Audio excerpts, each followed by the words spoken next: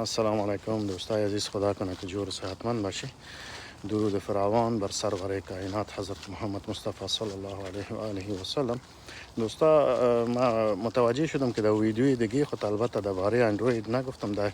از میتون شما از گوگل پلی استور هم در موبایل های اندرویدتان که استپ کاونتر سرچ کنی، میتونه که پیدا کنی. اپلیکیشن های رایگان است، کدام چیزی نمیخواه از پیشتان، فقط امور انستال میکنی و همه خصوصیات چیزتان میگه. مثال اگر قدتان چقدر است، وزنتان چقدر است، به حساب این چیزا را و روز چقدر قدم میخوای قدم بزنی، امور ثبت میکنی. دیگه شروع میکنی به قدم زدن.